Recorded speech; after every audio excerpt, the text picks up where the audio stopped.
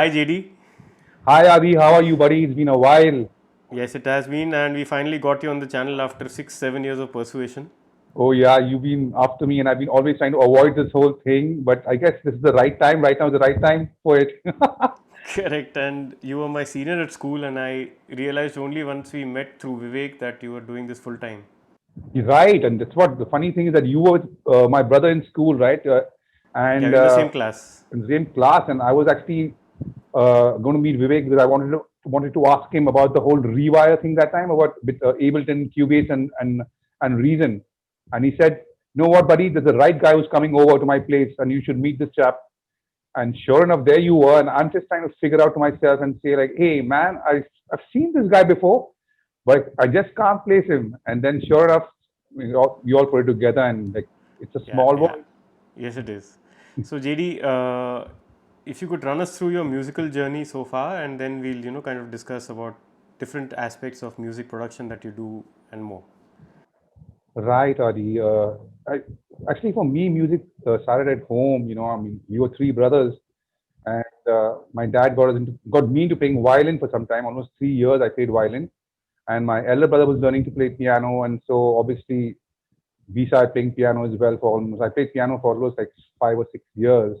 So did you go to some class to learn this, Yes, or was I, it? I had a teacher. I was learning classical music. I mean, I could read and all that kind of stuff. So that kind of helped me learning the guitar and then so on and so forth onto playing bass. And for me, the whole direction change, I think, was probably when I was in the ninth grade. And you start listening to all that kind of music. I mean, obviously there was always great music happening at home. My mom used to like to listen to all the old R.D. Burman stuff, S.T. Burman, all that kind of the Hindi film music. My dad on the other side was that whole Beatles, Jim Reeves, and that kind of stuff. Simon and Garfunkel. But for me, the real change happened. It's a very funny story. Okay, so the guy who taught me to play guitar, my brother was at home, and this guy just moved in as a PG in the building. His name is Nelson, and my brother was playing Smoke on the Water on the piano, right? And this guy, he heard it and he couldn't believe that there was somebody in this building who listens to a band called Deep Purple, right? So he made some inquiries and he found out it was my brother, and suddenly turned out that he was a guitar player in a band called Fragile, which played for the 8 Bhopal in 1980, along with Rock Machine and all these other big boys that time.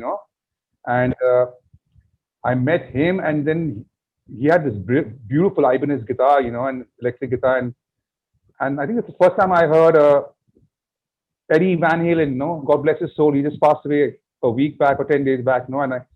And I was just blown by that stuff. And I was like, dude, like I want to play distortion guitar. I like that sound, the distortion with the guitar and all that. And he had all the gadgets. He had this Boss overdrive pedal and Boss delay pedal and all the gadgets. I mean, for a rock guitar player at that time. And I'm talking about 1988 or 89 around that time. And that's how it started actually. And I mean, if you want to know about the first show I played, there should be a guy called Lloyd Casper. I know a lot of people I know him. He's one of the tallest people I know in my life. Okay. He's a really tall guy, and so I had no clue that you had to play bass with your finger. I think like no, this, I thought it was like the Paul McCartney style of playing with your thumb, right? Mm-hmm. So that's how I played.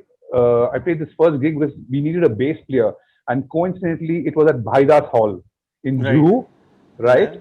And Yeah. we played 4 songs. I remember we played 4 songs, and that's how actually the journey started. And then somebody heard about me, and then I hooked up with this other guy called Harish Mehta. He was managing this band called Witch Hammer, right? So we were the first founding members of Witch Hammer. That is Ravi Iyer, Paresh Kamath, myself, Feroz, and of course, obviously Lindsay joined later, and then Rahul Cardoza, and that's how the journey started off. Playing in metal bands and rock bands and all that stuff. Recordings came on a little much later in life, but actually not much later. I started doing like jingles when I was like in my second year in degree college. So you're the thing about my folks, right? So my dad had a rule. He said you want to do all the kind of music you want to do, but you got to finish your basic education. So he made me finish my bachelor's in commerce. He made me do my master, as in my a degree in advertising and marketing, and only then did he think like, okay, this guy is good enough to go into it. But my dad was almost like he was that taskmaster, tyrant, not tyrant, but he said, no, you got to finish your basic education before you do any of this shit. Those days, people didn't even know. If you said to somebody, or somebody asked you, so what do you do, son? And I said, no, I make music, I play music. And they so asked me, so what do you really do then? I said, no, that's my profession. Those days in the early 90s and 80s, nobody ever thought you'd be a musician or something like that. Sadly, it has not even changed today. If you tell somebody you do music, they still don't take you seriously. In a sense, it's a standard joke now. What do you do? Yeah, So, that's but so weird. at what point did you feel that you want to do this full time? And was this an escape from education?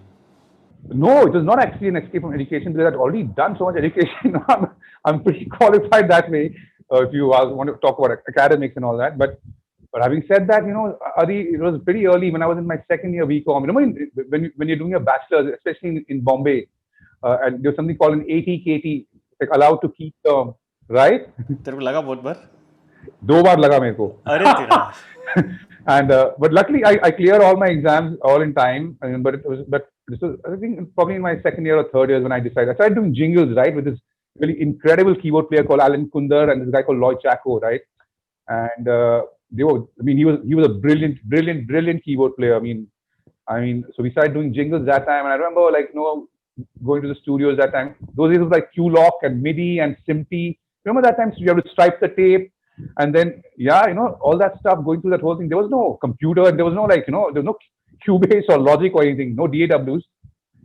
So these guys, I started doing jingles with them, and that's when you start making money, right? And then that's when you have to start keeping quiet because I was not taking pocket money from them. I didn't take pocket money from them all through like my bachelor's, because I was already making money in playing in rock bands.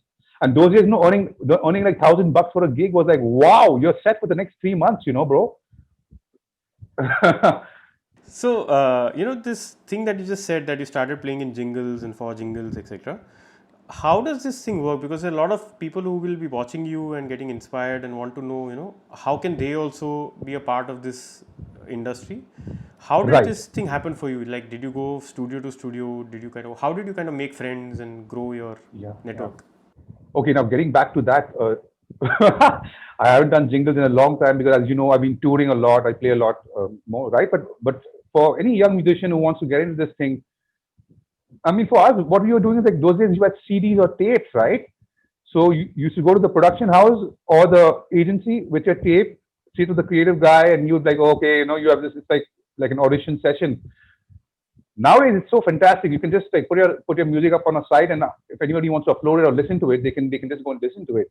But make sure you do a variety of stuff on your show reel. Are these the show reel days? Yeah, show reel days.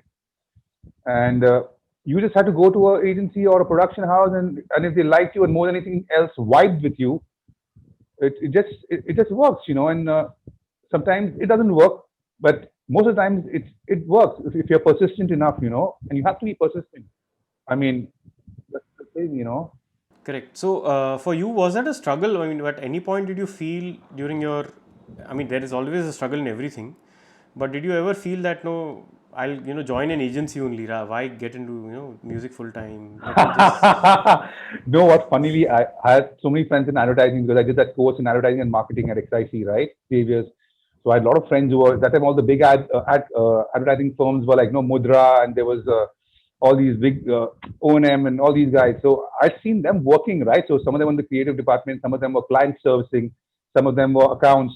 And I saw them working and I said, no freaking way do I want that desk job. I'm not, even though you're a client, you're a creative person, you're still sitting on that desk job, and you're like a slave. But having said that, these guys are millionaires right now. I ain't a millionaire.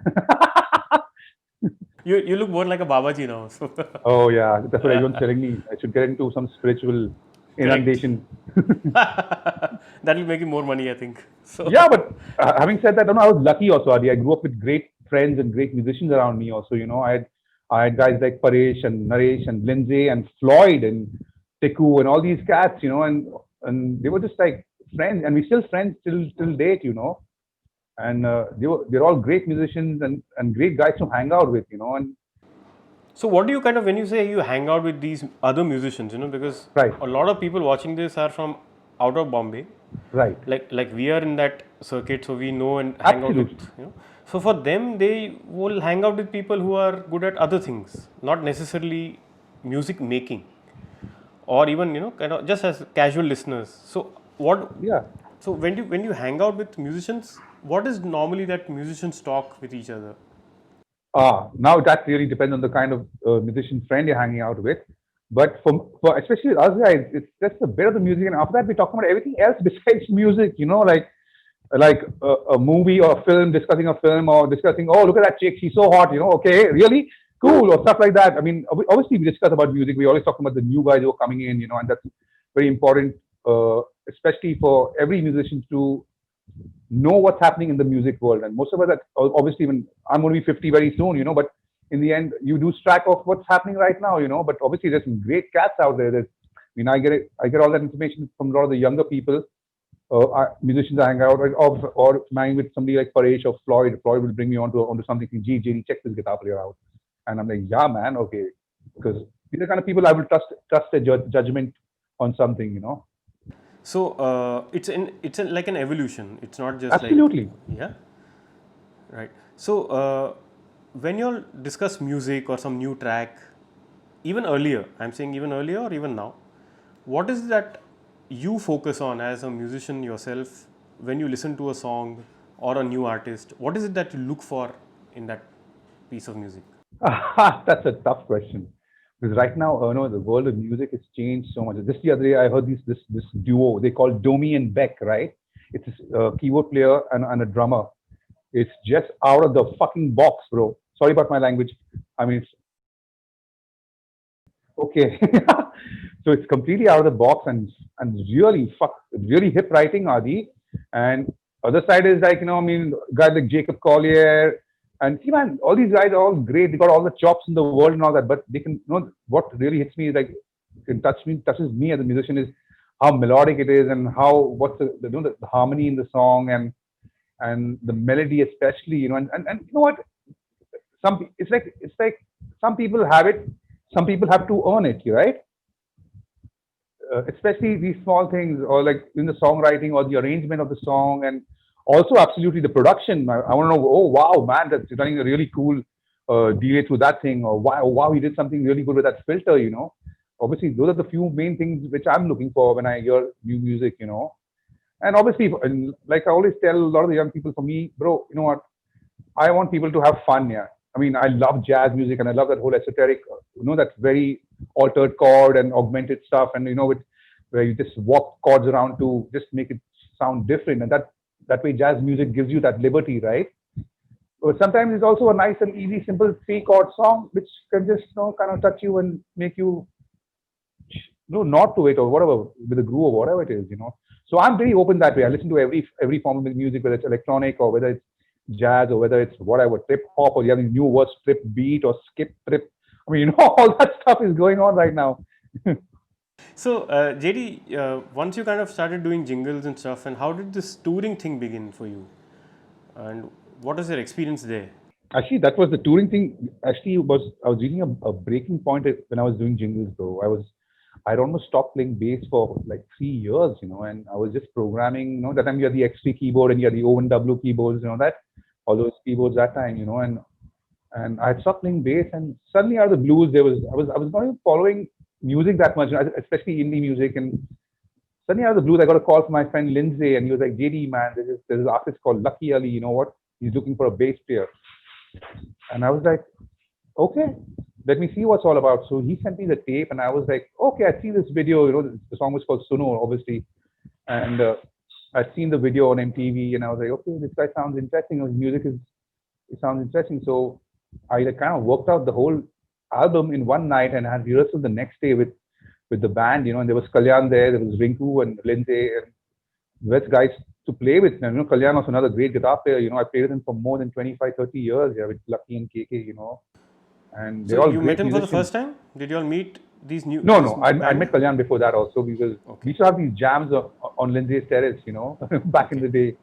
So that's when you have people like Ehsan Nurani and Kalyan and Loy Mendonca and Dinsha and Sanjana, everyone coming to the terrace and just jamming. And those days there was no cop problem, right? You could jam till the wee hours of morning and nobody troubled you except if you took permission from the building and the building was fine, then nobody had a problem at all, Correct. I think people are very accommodating that time. Yes, yes. And that, I Even the see that neighbors used changing. to enjoy the music as long as I'm sure it was good. But Yeah, and so and that's changed so much, no, Adi. it Like it is has, so. it has. But anyway, these are the times and we have to face it. So Absolutely. yeah. So post that you started playing for Lucky Ali. Yeah. Okay. So getting back to that. So yeah, and that's how the whole story with Lucky started. And then just around that time, 2 years later, this great singer KK, yeah, he got signed to Sony Music. Uh, and I remember Carl had played on the recording, and I got a call from Carl first, and he said, "JD, hey man, there's this guy. Are you interested in this kind of music?" And I said, "Send me the music, you know." And I heard the music, and I was like, "Yeah, this is wow. This is like no, this is like this is all the beginning of indie pop, right? There was what's nothing like what's going on right now. I mean, these are the few pioneers, you know, Silk Route, Lucky, KK, all these. I'm not trying to boast, but they're the guys who started that whole indie popular Hindi music, you know. I mean, whatever said and done." And I said, "Yeah, just cool stuff." And they were paying me pretty good money as well that time. And I was like, "Cool." And also, you know, at that point, I was brain fried. I was up to my nose. I had been in the studio so much that I was just like, I just needed to get out here. And this was like the best ever excuse to take a break from the studios, you know. Though having said that, I mean, that's the life of a musician, you know. You got to create that balance between touring and also working in the studio and also obviously practicing. You can never stop practicing, you know. You have to keep on practicing, you know. Right. So you've been touring with Lucky Ali ever since? Yeah, but now I've taken a break from him for the last 2 years. But he keeps calling me. We're like friends now, you know. Yeah. I remember you getting him to our place in Amboli and Right. He wanted to get the Ableton that time. You want to get Ableton that yes, time. yes. So Exactly. thanks for that Yeah. introduction. Yeah. And so, yeah, we are friends. He calls me anytime he wants to, you know. And so that's cool. But with KK, yeah, it's going to be 24 years this year, you know. And we're all, like you say, like whenever you call me, I'm either in Nairobi or I'm over here or whatever, you know. That's usually with KK, you know. So doesn't this get to you like 24 years of playing the same songs on stage and does it somewhere, I mean, I know money is there, it's important, but Yes.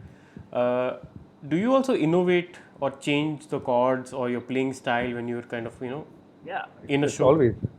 Do you do that? No, especially when you've been playing for so long, no, Adi, and you can play the music in your sleep, right? So that really, yeah, it's like that. We've just landed in like a. Okay, I'll talk about we've landed in Leicester, no, in London, right?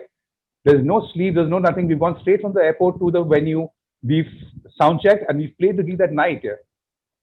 So that's it. It takes a lot of takes a big toll on your body as well, physically and mentally. But having said that, if you know the music so well now, nothing's going to bother you. So having said that, with KK especially, you know, we try to keep the arrangement the same, but yes, we do try and walk things around, and that's the fun about this band here. Because everyone, all four of us, with KK included number five, we're all great musicians. You know, I mean, Lindsay, Kalyana, and Rinku, all three of them are fantastic musicians. You know, and so we got a chance to play off a lot each other. Especially sound checks, especially in these sort of situations, sound checks are the best fun because you're just jamming on an idea. You just start on something, and Kalyan will come in, then Vince will come in, Rinku will come in, and you're just towing that idea through half the sound check. And that's how the sound check gets done, you know. So, JD, when you kind of tour, because you've done extensive touring, is there anything that you've learned over the years that this is what works, this is what doesn't? Because time zones are different, it affects your health. Any tips you'd like to give the viewers that they can? Drink a lot of water. Drink a lot of water, and also, you know what, being on time always helps, or being a little ahead of time, like you said, always helps. You know, it always helps. I mean, and see, especially when you're playing in the US and in Europe, they have unions over there. So the first time I was there, like years back, I didn't know they have a supper break after sound check, right? So there's something called a supper break, which the crew takes, which is the light crew or the sound crew or the whatever the crew is. So we thought we could go on sound checking till whatever, but they suddenly stopped everything, saying, "Sir, this is a supper break. You're going to have to take a break, and we're going to take a break. We'll be back after an hour. We don't care what time your gig starts, but this is our time." And that's really cool, you know. Then the crew gets some time out and gets some time to chill out and be ready and fresh for the concert, you know. And that's one thing I learned. And More than anything else, also I learned about, I've seen, especially like when you're in the States, and like, so we guys used to be jamming, right? And I've seen the sound engineer come up to me, hey man, you got your chops together, bro. That's a nice bass. I said, yeah, bro, I'm from India, but I do listen to Western music, A lot of them are clueless about our country. I mean, they've already, they've obviously been there for the old shows, of course, R.D. Berman and of course Rahman and all these guys, whatever it is. But when suddenly they see somebody playing like a jazz standard, from an Indian band, and they're like, "Wait, man, that sounds really cool." And I said, "Yeah, bro. I mean, I'm not like a native fucking, I'm from the jungle or something. You know. So Snake that's charmers country, yeah, Snake Charmers country. That's some of them still think like that, especially in the States, bro. At least in Europe, it's still better, but in the States, that's a Gawar country. Quote unquote. and they proved it time and again. So anyway, Yeah, see what's happening right now. exactly. So JD, since you've toured like mad, with other musicians to various countries and cities of India, uh, what has been your experiences here in India versus performing outside India? But obviously now India, we have some really great gear. There's some great sound vendors like Warren and Sound.com and all these cats. All these people, Manish and all. I mean, it's great. Only actually one big difference between here and there is that there the crew is probably about 4 people, right? They'll come and rig up the FOH, rig up the everything, set up the set up everything, the lights, the soundboard, everything, blah blah, the back line. Yeah, that same job is done by 20 people. In the end, it boils down to tools, my friend. Tools. I mean, these guys are the best tools in the world. Yeah. And obviously, we come from a different place. Yeah, we have so much. Our population is so big. That's true. And in a way, it's good if we are giving more employment. Absolutely, There's nothing wrong. absolutely. Yeah, yeah, yeah. So that's And one the only difference plus. is like our boys over here get treated like dirt. Over there, obviously they have a union. So if you mess around with those guys, Ah, you're going to get your ass kicked. okay. But sound wise, you're No, we kind are of there, bro. happy everywhere. We got some great people over here. Like really, some really cool guys in Okay. Delhi, in Bangalore, in Bombay, Chennai. I mean, Correct. really good vendors. I mean, so it is. Yeah, we are probably right up Right. there with the best. Okay. So speaking of cool guys, do you as a band member or when you're on stage lose your cool? Only during sound checks, man. I was Oh, you known to be do? a notorious at one point, especially in sound check. Only Okay. sound checks. I mean, but And what made you kind of lose your temper?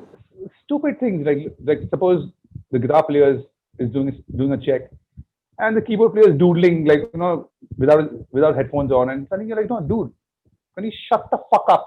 Let him finish his sound check.